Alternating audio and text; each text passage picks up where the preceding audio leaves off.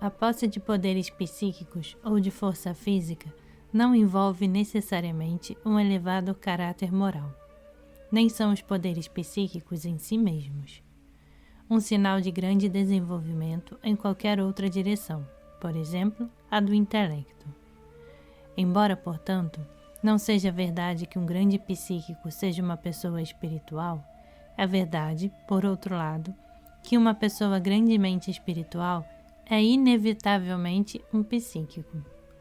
Poderes psíquicos podem ser desenvolvidos por qualquer um que deseje se dar a esse trabalho, e um homem pode aprender clarividência ou mesmerismo, tal como pode aprender a tocar piano, se estiver disposto a passar pelo duro trabalho necessário.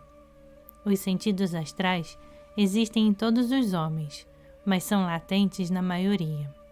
Em geral, têm de desenvolvê-los artificialmente, os que intentem utilizá-los no presente estágio de evolução. Em alguns, poucos tornam-se ativos sem qualquer impulso artificial. Em muitíssimos, podem ser artificialmente despertados e desenvolvidos. A condição da atividade dos sentidos astrais, em todos os casos, é a passividade dos sentidos físicos, e quanto mais completa a passividade física, maior a possibilidade de atividade astral. A clarividência é, muitas vezes, possuída por pessoas simples. Isto é chamado às vezes psiquismo inferior e não representa de forma alguma a mesma coisa que a faculdade possuída por homens mais adiantados e adequadamente treinados. Nem se desenvolve da mesma maneira.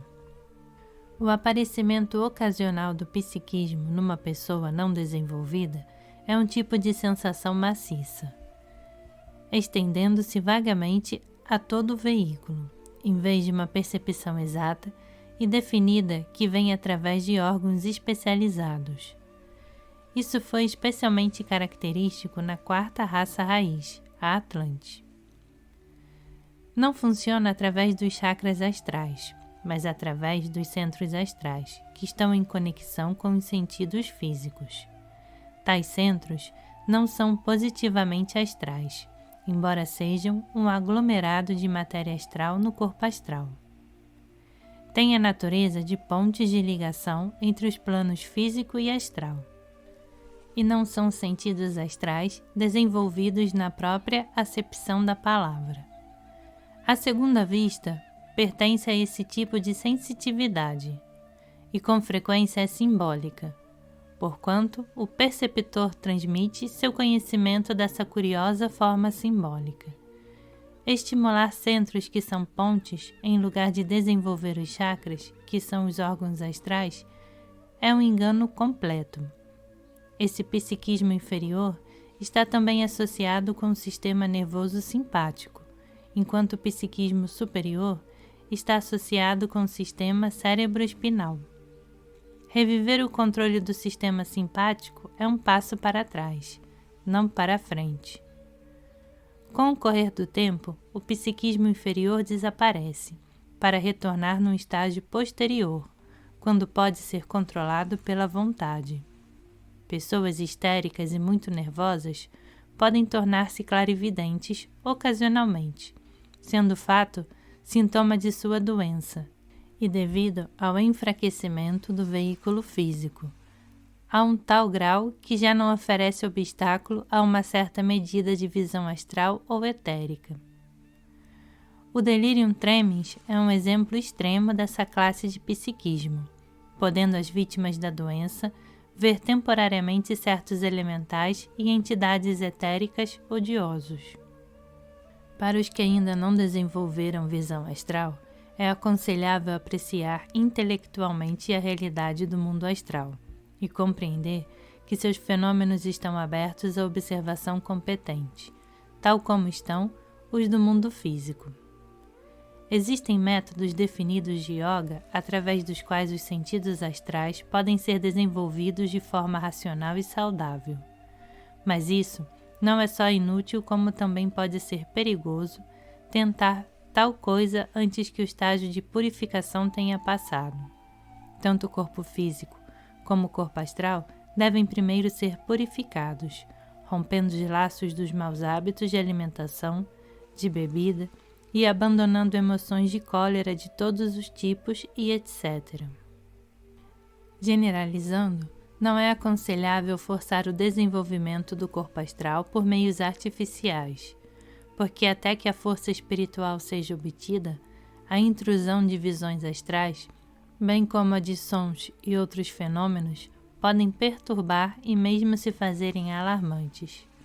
Mais cedo ou mais tarde, de acordo com o karma do passado, alguém que siga o caminho antigo e real verá que o conhecimento dos fenômenos astrais virá ter com ele. Gradualmente, sua visão mais aguda despertará e novos aspectos de um universo mais amplo se desdobrarão ante ele, de todos os lados. É uma ilustração para a frase: procura primeiro o reino do céu e todas as outras coisas te serão acrescentadas. A obtenção dos poderes astrais como um fim em si mesma leva inevitavelmente ao que se chama no Oriente o método de desenvolvimento Laukita. Os poderes obtidos são apenas para a personalidade presente, e não havendo salvaguardas, é bastante possível que o estudante faça deles uso errado. A essa classe pertence as práticas de Hatha Yoga, Pranayama ou controle da respiração, invocação de elementais e todos os sistemas que envolvem o entorpecimento dos sentidos físicos, de certa maneira, ativamente, pelas drogas, por exemplo, bang, haxixe, etc., pela auto-hipnose ou como entre os derviches, girando numa dança louca de fervor religioso até que a vertigem e a insensibilidade venham, ou passivamente, deixando-se mesmerizar, de forma que os sentidos astrais possam vir à superfície. Outros métodos são a contemplação do cristal, que leva apenas ao mais baixo tipo de clarividência, a repetição de invocações ou uso de cerimônias ou amuletos. O homem que se põe em transe pela repetição de palavras ou amuletos pode retornar, na próxima existência, provavelmente como um médium, ou ser, de qualquer forma, mediúnico. A mediunidade não deve ser vista de forma alguma como posse de poderes psíquicos, porque o médium, longe de exercer o poder, abdica, pelo contrário, de seu próprio corpo, em favor de outra entidade. A mediunidade não é um poder, e sim uma condição. Há muitas histórias de misteriosos ungüentos ou drogas que, quando aplicados nos olhos, capacitam o homem a ver fadas e etc. Ungir os olhos pode estimular a visão etérica, mas é coisa que não pode, de modo algum, abrir a visão astral. Embora certos ungüentos esfregados em todo o corpo ajudem grandemente a saída do corpo astral do corpo físico, em completa consciência. Um fato cujo conhecimento parece ter sobrevivido dos tempos medievais, como pode ser visto na evidência dada em alguns julgamentos por feitiçaria. O método Lokotara consiste de práticas de Raja Yoga, ou progresso espiritual, e é inquestionavelmente o melhor método. Embora mais lento, os poderes conferidos pertencem à individualidade permanente e jamais se perdem, pois a orientação do mestre garante perfeita segurança desde que suas ordens sejam escrupulosamente obedecidas. Outra grande vantagem de ser treinado por um mestre está no fato de que, sejam quais forem as faculdades que o discípulo possa obter, elas estão definitivamente sob seu comando e podem ser usadas integral e constantemente, quando necessário, enquanto que no caso de um homem não treinado, tais poderes se manifestam com frequência apenas parcial e espasmodicamente. Aparecem, chegam e partem, por assim dizer, por sua própria e livre vontade. O método temporário é como aprender a cavalgar insensibilizando o cavalo. O método permanente é como aprender a cavalgar corretamente, de forma que qualquer cavalo possa ser montado. O método permanente significa evolução real. O outro não envolve necessariamente nada disso, já que os poderes obtidos morrem com o corpo. A visão mais ampla do plano astral não é uma bênção pura, pois que revela o sofrimento e a angústia, o mal e a avidez do mundo. As palavras de Schiller saltam à mente. Por que me atiraste assim à cidade dos cegos eternos, para proclamar teu oráculo com os sentidos abertos? Toma de volta essa triste clarividência, tira de meus olhos essa luz cruel, devolve-me a minha cegueira, a feliz escuridão de meus sentidos, leva de volta teu horrível dom. O poder clarividente, se usado com propriedade e sensibilidade, pode ser uma bênção e um auxílio. Mal usado, pode ser uma perturbação e uma maldição. Os perigos principais que se envolvem nele vêm do orgulho, da ignorância e da impureza. É loucura para um clarividente, obviamente, imaginar que é o único assim dotado e a pessoa especialmente selecionada sob orientação angélica para fundar uma nova dispensação, e assim por diante.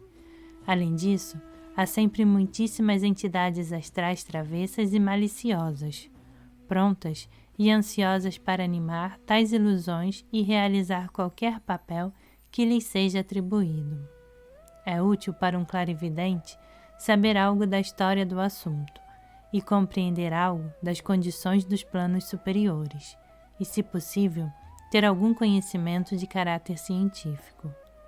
Ademais, um homem de vida impura ou motivos impuros inevitavelmente atrai para si os piores elementos do mundo invisível.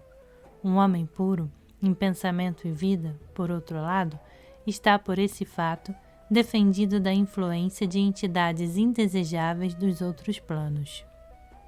Em muitos casos, um homem pode ter ocasionalmente relances de consciência astral sem que isso leve ao despertar da visão etérica.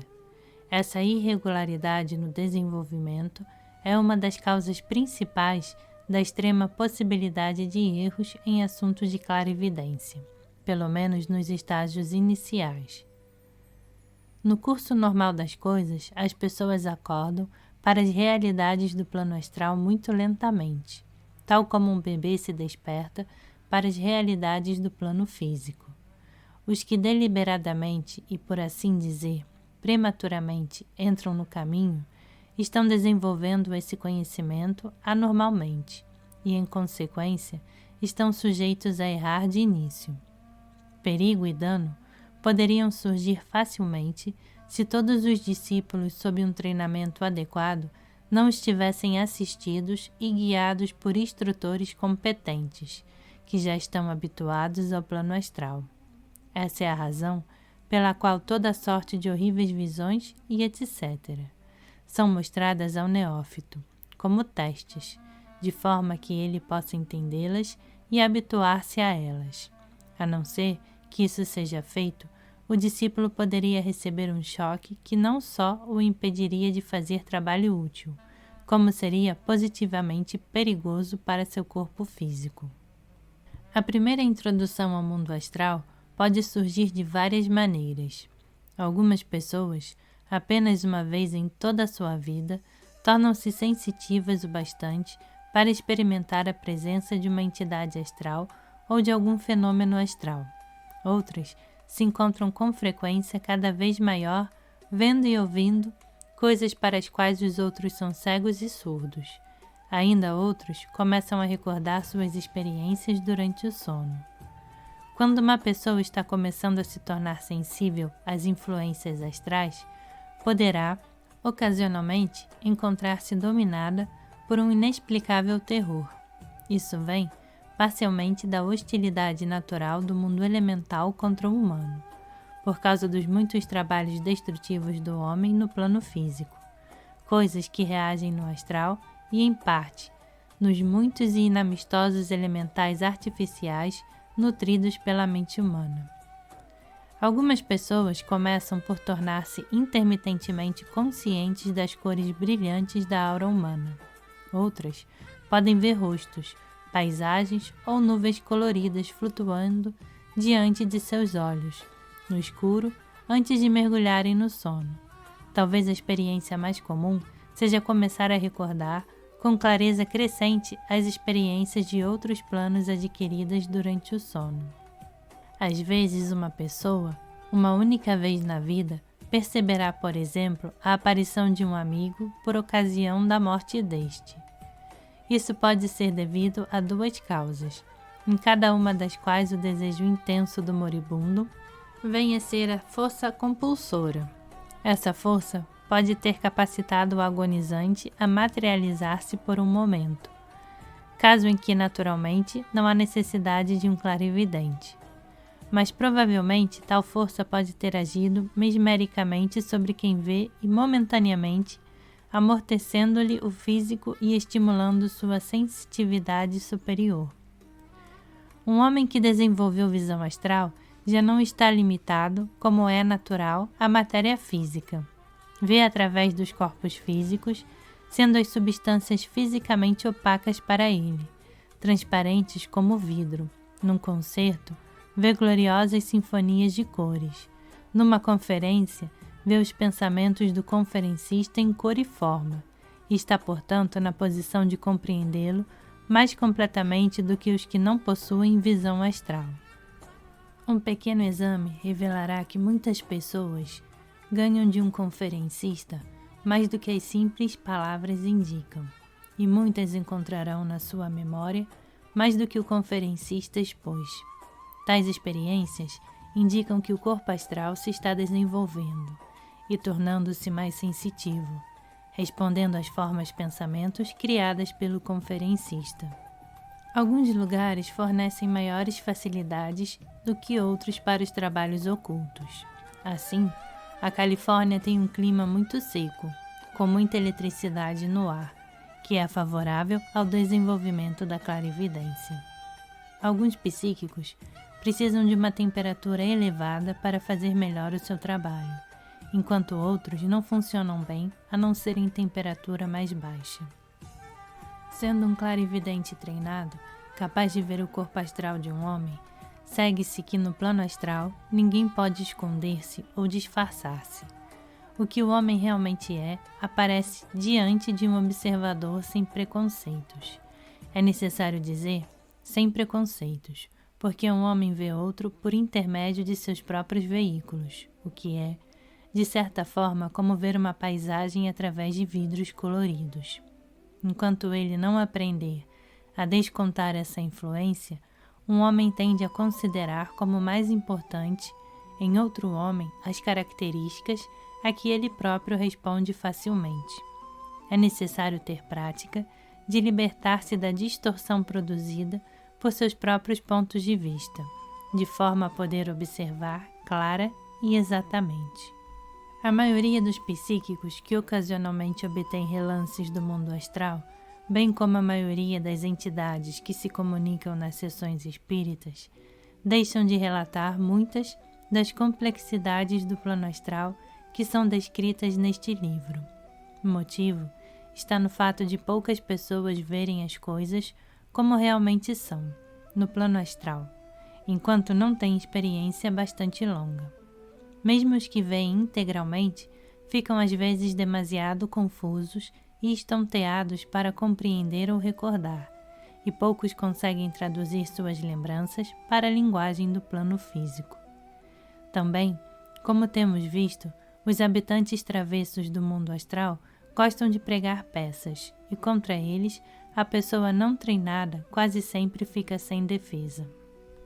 No caso de uma entidade astral que constantemente trabalha através de um médium, seus sentidos astrais mais finos podem até tornar-se tão grosseiros a ponto de ficarem insensitivos aos graus superiores da matéria astral.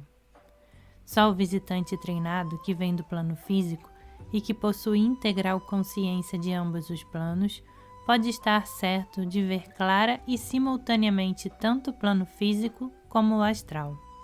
Clarividência verdadeira, treinada e absolutamente digna de confiança, demanda faculdades que pertencem a um plano superior ao astral. A faculdade de previsão exata também pertence a plano superior. Contudo, relances ou reflexos dela mostram-se frequentemente a pura visão astral, mas especialmente entre as pessoas de mentalidade simples, que vivem em condições adequadas, o que é chamado segunda visão entre os habitantes dos planaltos da Escócia, sendo este um exemplo bem conhecido. Há pessoas cegas tanto astralmente como fisicamente, de forma que muitos dos fenômenos astrais escapam à visão astral comum. De início, de fato, muitos enganos podem surgir quando se usa a visão astral, tal como uma criança comete enganos quando começa a usar seus sentidos físicos, embora depois de algum tempo se possa ver e ouvir tão exatamente no plano astral como no plano físico. Outro método para desenvolver a clarividência, que é aconselhado por todas as religiões e que, se dotado cuidadosamente e reverentemente, não pode fazer mal ao ser humano, é o da meditação, por meio da qual um tipo muito puro de clarividência pode às vezes ser desenvolvido. Uma descrição resumida do processo envolvido na meditação é dada no livro O que há além da morte, de C.W. Leadbeater, e também, naturalmente, em muitos outros livros. Por meio da meditação se pode desenvolver extrema sensitividade e, ao mesmo tempo, equilíbrio perfeito, sanidade e saúde. O estudante compreenderá facilmente que a prática de determinada meditação constrói tipos superiores de matéria nos corpos. Grandes emoções podem ser sentidas, vindas do nível búdico, isto é, do plano astral, seguinte ao mental, e refletem-se no corpo astral. É necessário, todavia, desenvolver os corpos mental e causal, a fim de manter o equilíbrio.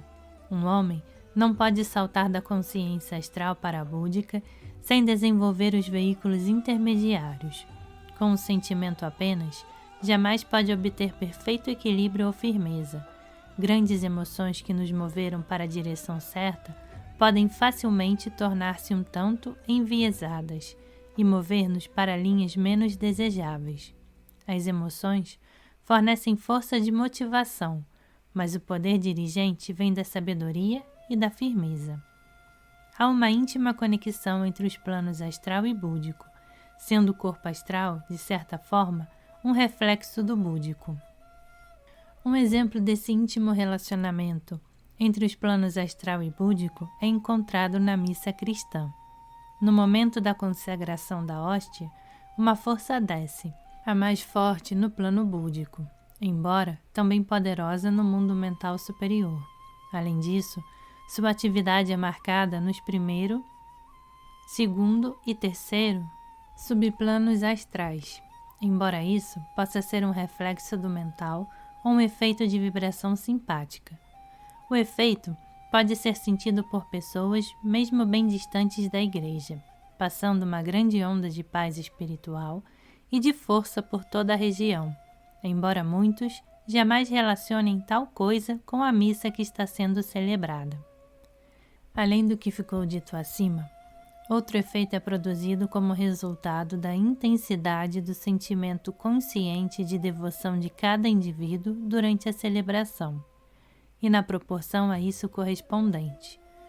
Um raio, como que de fogo, é despedido da hóstia levantada e faz com que a parte superior do corpo astral cintile intensamente.